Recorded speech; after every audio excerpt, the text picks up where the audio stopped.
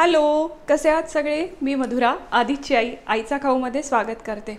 आज खूप साऱ्या भाज्या वापरून मी गोवन रेसिपी करणार आहे।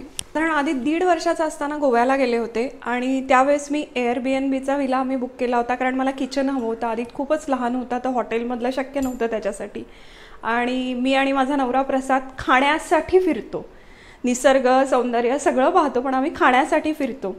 आणि मी एक सहज शेजारी एक आजी राहत होत्या, तर 1-2 दिवस आमची छान ओळख झाल्यावर मी गप्पा मारत त्यांना विचारलं की इथलं लोकल गोष्टी मला कुठे खायला मिळतील।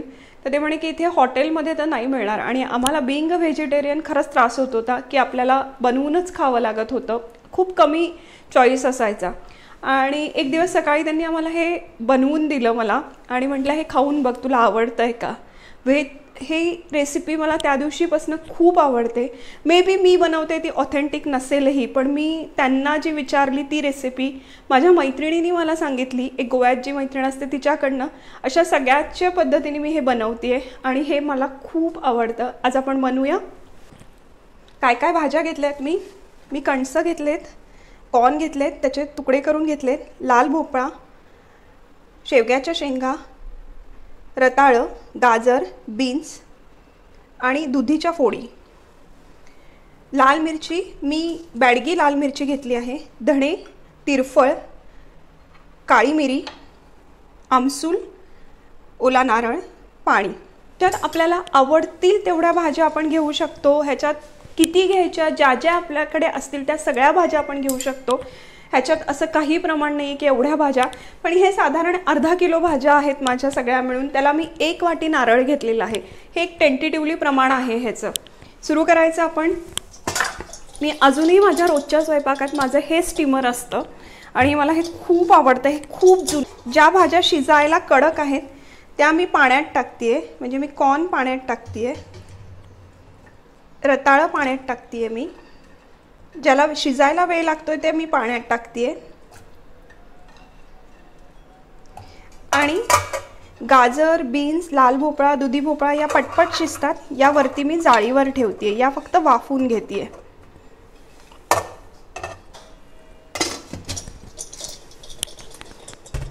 आणि हे शिजायला ठेवूया आपण इकडे। तोपर्यंत ह्याचा मसाला बनवून घेऊया आपण। बारीक गॅसवरती आपल्याला ते भाजून घ्यायचे।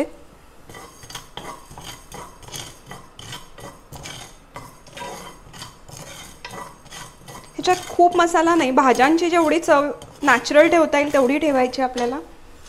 4 लाल मिरच्या टाकते मी, बेडगी आहेत त्याच्यामुळे रंग छान येतो, तिखट खूप होत नाही। हे पण जे तिरफळ वापरलं आहे, तिरफळ हे टिपिकल कोकणी आहे आणि तिरफळामध्ये एक काळी बी असते, ती काढून टाकायची, नाहीतर त्यांनी कडसर चव येते। आणि अगदी मी 2 तिरफळं घेतली आहेत एवढ्यासाठी। तिरफळं असली तर ठीक आहे, नसतील तरी हरकत नाही आहे। मी ओला नारळ टाकून घेते, धणे, ओला नारळ, लाल मिरची। ओला नारळ खूप नाही लाल होऊ द्यायचा आहे आपल्याला, फक्त थोडंसं परतून घ्यायचं आहे। 3 काळी मिरी, काळी मिरी टाकली आहे मी। मसाला आपला भाजून झालाय, हा आपल्याला मिक्सरच्या भांड्यात काढून छान बारीक वाटून घ्यायचा आहे। साधारण ना ही रेसिपी आपल्याकडे आता गौरी गणपती सुरू होतात, ऋषीची भाजी असते ऋषीपंचमीच्या दिवशी, त्याच्या जवळपास जाते। ऋषीची भाजी ते आपण पालेभाज्या वापरतो, ती पण आपण पुढे बघूया। हा सगळा मसाला मी छान गरजेनुसार पाणी टाकून एकदम गंधासारखा बारीक वाटून घ्यायचा आहे।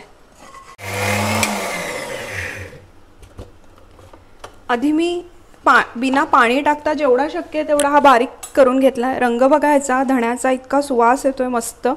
आता आपण अजून बारीक वाटायचे म्हणून मला थोडं पाणी टाकते, वाटून घेते। हे एकदम बारीक वाटायचं आहे आपल्याला,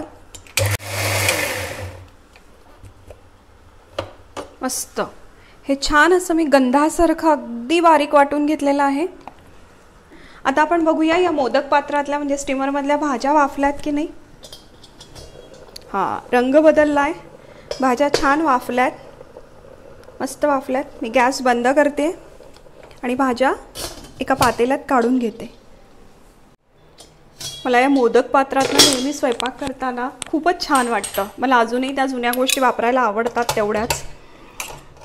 या भाज्या मी सगळ्या कढईत काढून घेते. रताळं कॉर्न हेही मस्त शिजलंय. हे मी पाण्यासकटच घेते म्हणजे त्याच्यात सगळी त्या भाज्यांची चव आहे.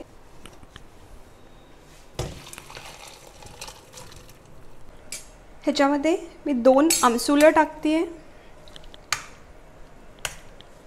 छान उकळी येऊ द्यायची आहे ह्याला.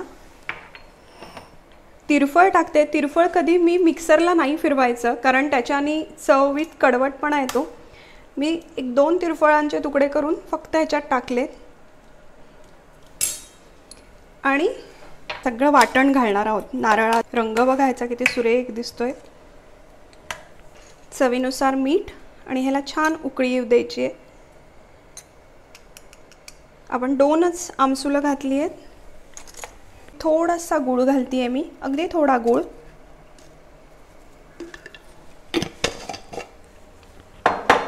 ही अतिशय हेल्दी रेसिपी आहे.